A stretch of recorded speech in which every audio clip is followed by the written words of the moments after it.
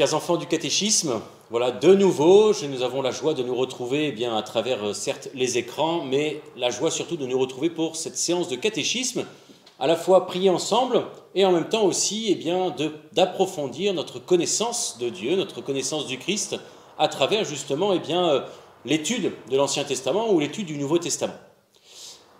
La semaine dernière, tu as vu l'histoire de Ruth.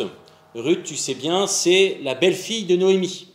Noémie qui épousa Élimélec, et voilà que Élimélec meurt en laissant 2 fils.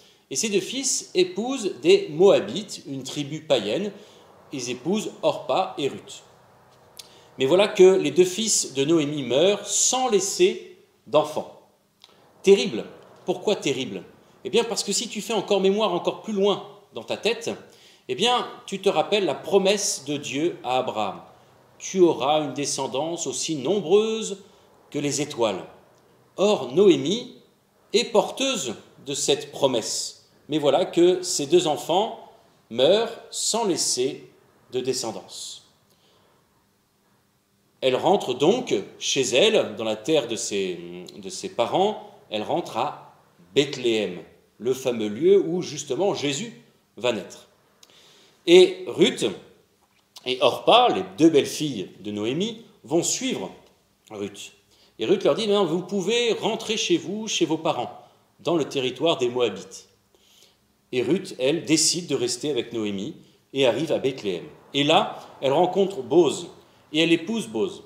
Et à partir de là, elle, qui est une païenne, elle va rester fidèle à Noémie parce qu'elle veut entrer dans l'alliance avec Dieu. Et parce qu'elle a ce désir-là, grâce à Ruth, la descendance d'Abraham sera aussi nombreuse que les étoiles. Ainsi, Ruth, une païenne, permet à l'alliance de se poursuivre à l'alliance entre Dieu et Israël. Mais ce que j'aimerais aborder tout spécialement aujourd'hui avec toi, c'est, je ne sais pas si tu le vois bien, mais cette affiche où il y a marqué « Tous saints », tous appelés à la sainteté.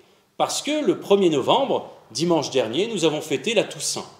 Qu'est-ce que c'est la Toussaint ? C'est la fête de tous les saints et saintes de Dieu qui nous ont précédés, tous ces chrétiens et ces chrétiennes qui ont eu ce désir de se mettre à la suite du Christ.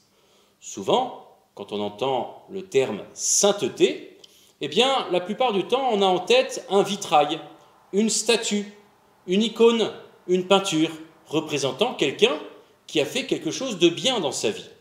Mais bien souvent, on a en tête qu'un saint, c'est quelqu'un de parfait.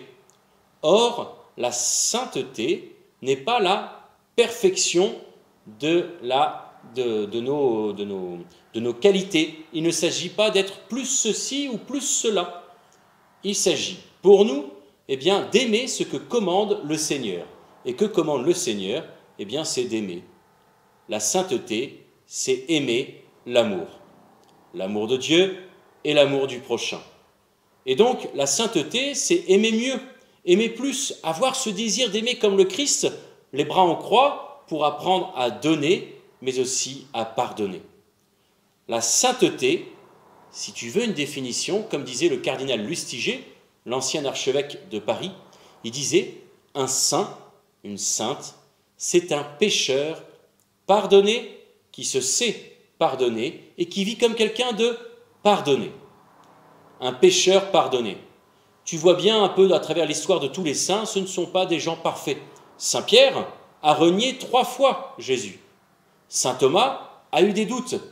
Sainte Marthe, elle s'inquiétait pour tout. Moïse, il était bègue. Saint Lazare, il était mort. Tu vois, il ne s'agit pas d'être parfait, il s'agit de laisser la grâce de Dieu agir en nous, se développer en nous. Il s'agit tout simplement, avec ce que l'on est, avec nos forces, nos qualités, mais aussi avec nos limites, avec nos défauts et avec nos faiblesses, de se mettre à la suite du Christ, d'être un ami du Christ, et finalement de se laisser aimer tel que l'on est par le Christ. Voilà ce que c'est la sainteté. Et donc, ce désir-là, de la sainteté, il est inscrit au plus profond de ton cœur depuis ton baptême. Depuis ton baptême, tu es appelé à la sainteté.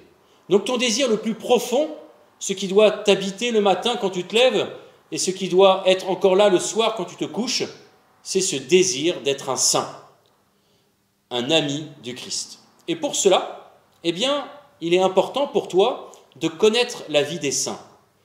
Saint François, Saint Dominique, Saint Louis-Marie Grignon de Montfort, Saint Louis et Zélie Martin, Saint Jean-Paul II, Saint Paul VI, tous ces saints qui nous ont précédés, avec leur vie, nous donnent des exemples. Et en lisant leur vie, tu apprendras petit à petit à augmenter ton désir. Les saints et les saintes de Dieu, c'est un peu, si tu veux, eh bien, nos modèles, nos exemples. Il nous faut apprendre à être fans de leur vie, voilà, de nous mettre à leur école pour petit à petit grandir dans cette amitié avec le Christ. Mais ce qui est important à retenir, c'est que d'une part, les saints sont des modèles pour nous, mais il y a autant de chemins de sainteté qu'il y a de saints. Autrement dit, chacun est unique. Tu as aussi ton propre chemin de sainteté. Au ciel, on ne te demandera pas, Saint Pierre, là, il ne te demandera pas si tu as été... il ne me demandera pas, en tout cas à moi, si j'ai été le Saint curé d'Ars. Il ne me demandera pas si j'ai été Saint Louis-Marie Grignon de Montfort. Il ne me demandera pas si j'ai été Saint Vincent de Paul. Il me demandera si j'ai été Saint Bruno de Maslatrie. C'est ça, la sainteté. Elle est unique. Et c'est l'appel unique de Dieu pour toi. C'est le projet unique de Dieu pour toi. La sainteté qui va se déployer tout au long de ta vie, à travers le mariage, à travers la vie religieuse ou à travers le sacerdoce. Peu importe, tu es appelé à cette sainteté, à faire grandir cette amitié, cette connaissance du Christ. Et puis il est important dans cette fête de la Toussaint de savoir prier avec les saints. Les saints sont ceux qui sont auprès de Dieu. Au ciel, ils sont auprès de Dieu, ils contemplent Dieu, ils contemplent la gloire de Dieu, la présence de Dieu, ils voient Dieu. Et donc, les prier, c'est finalement nous confier à leur prière. Parce que notre prière, eh bien, elle n'est pas parfaite. Notre prière, elle est faible parfois. Notre fidélité, elle est mise à l'épreuve. Et donc, prier Saint François, prier Saint Padre Pio, prier Saint Antoine de Padoue, prier la Vierge Marie, dont je te parlerai vers la fin de cette vidéo, eh bien, c'est se confier à leur prière. C'est demander finalement, eh bien, s'il te plaît, viens m'aider dans ma vie et intercède pour moi auprès du Christ. Et je te parlais de la Vierge Marie. La Vierge Marie, c'est le modèle de la sainteté, modèle de la vie chrétienne. Il est important pour nous de voir comment elle a su, tout au long de sa vie, avoir un cœur disponible à la volonté de Dieu, un cœur disponible à la volonté de Dieu, à la parole de Dieu.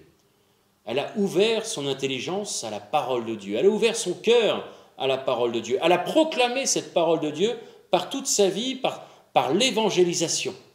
Et c'est cela que tu es invité aussi dans cette fête de la Toussaint à proclamer, eh bien, proclamer tous ces saints et saintes de Dieu qui nous précèdent et qui nous attirent et qui nous attendent au ciel, proclamer aussi ton désir de devenir un saint.